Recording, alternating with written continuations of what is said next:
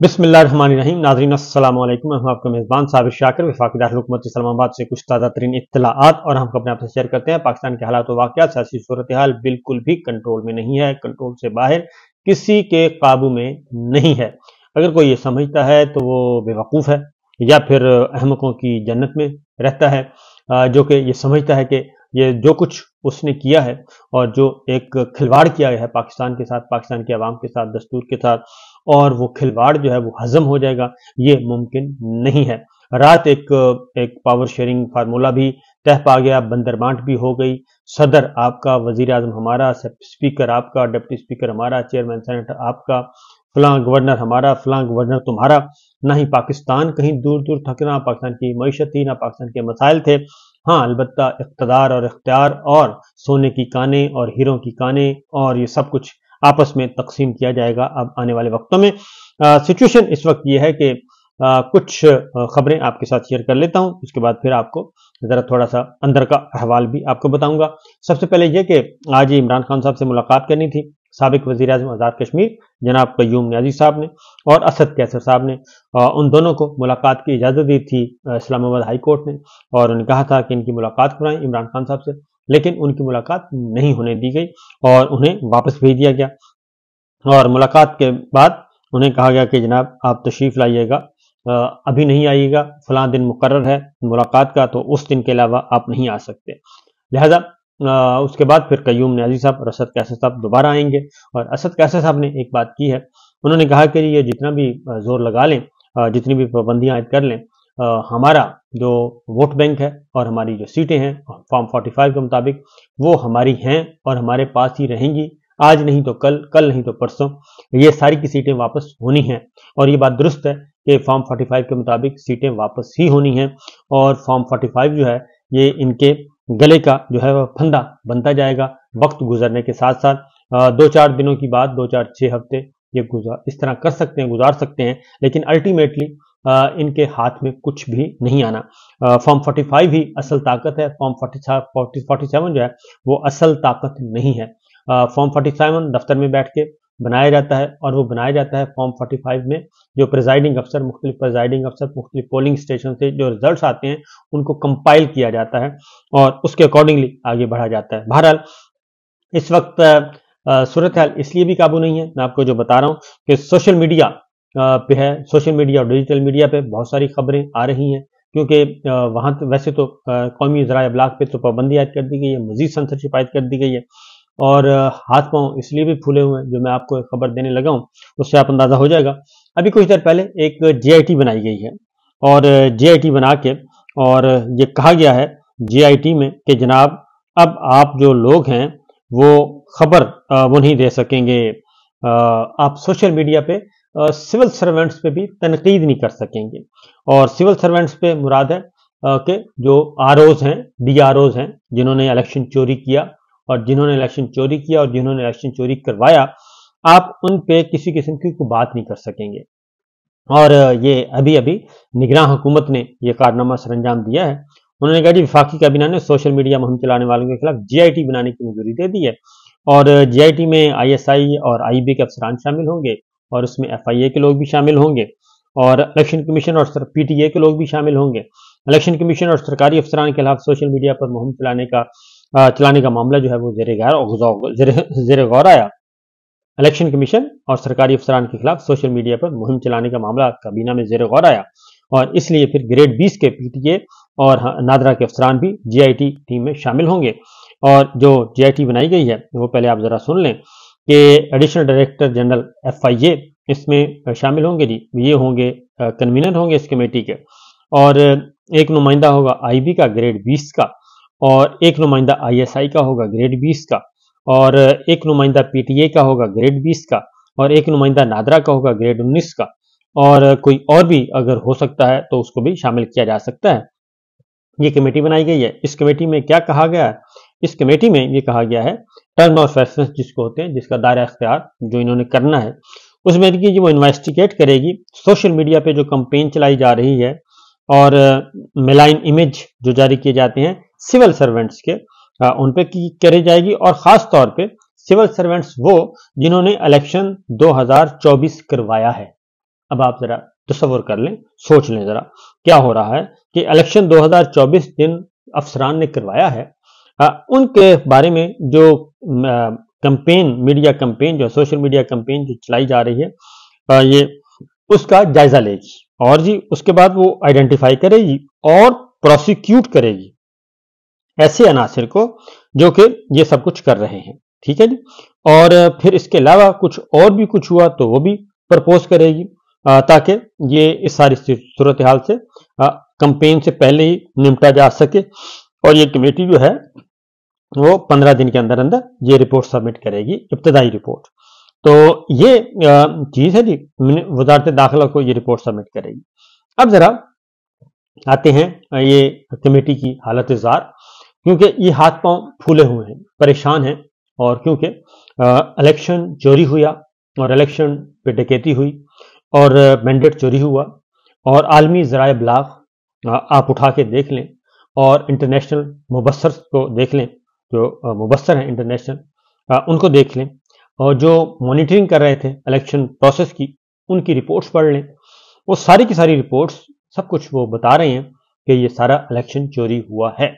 اور الیکشن چوری اس حد تک ہوا ہے کہ اب یہ معاملہ ہائی کورٹ تک پہنچا ہوا ہے اور الیکشن ٹریبیونل تک پہنچا ہوا ہے، اور وہ سارا اس کا جائزہ لے رہے ہیں۔ اب معاملہ یہ ہے کہ مسئلہ کل سینٹ کے اندر کچھ ڈیمانڈز ہوئی ہیں سینٹ کے اجلاس میں، اور وہ ڈیمانڈز ہوئی ہیں آرٹیکل 6 کے تحت مقدمہ چلانے کی، کیونکہ چیف الیکشن کمشنر جو ہے ان کے استعفے کا مطالبہ کیا جا رہا ہے۔ ان کے استعفے کا مطالبہ آج امیر جماعت اسلامی سراج الحق صاحب نے بھی کر دیا ہے۔ کل سینٹ کے اندر سینٹ اجلاس میں یہ سارے کا سارے مطالبات کیے گئے، اور مختلف جماعتوں نے کیے، صرف پاکستان تحریک انصاف نہیں، مختلف جماعتوں نے کیے، اور یہ بھی مطالبہ کیا کہ چیف الیکشن کمیشن کو گرفتار کیا جائے۔ اس کے بعد کمشنر راول پنڈی جو ہے وہ اپنا اسٹیٹمنٹ ریکارڈ کروا چکے ہیں، میڈیا کو آ کے کھلے عام بتا چکے ہیں۔ اب ان کو بند کمرے میں ان سے کیا بیان لیا جاتا ہے، کیا نہیں لیا جاتا، یہ الگ بات ہے، یہ کوئی میٹر نہیں کرتا، کیونکہ جو انہوں نے میڈیا میں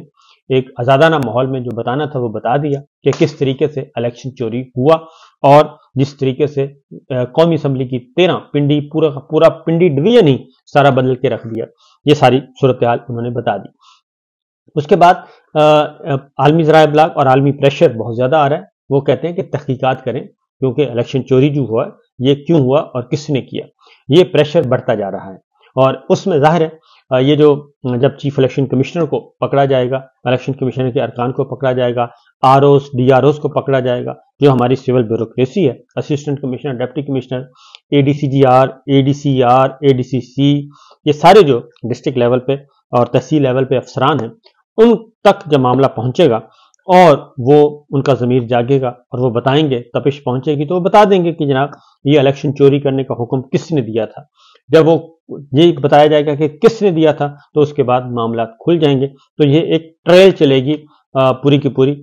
ریورس انجینئرنگ ہوگی، تو پھر یہ پہنچتے پہنچتے اصل کھرے تک، اصل کھرا پہنچ جائے گا کہیں نہ کہیں، اور بتایا جائے گا کہ جناب انہوں نے الیکشن چوری کروایا ہے۔ اس لیے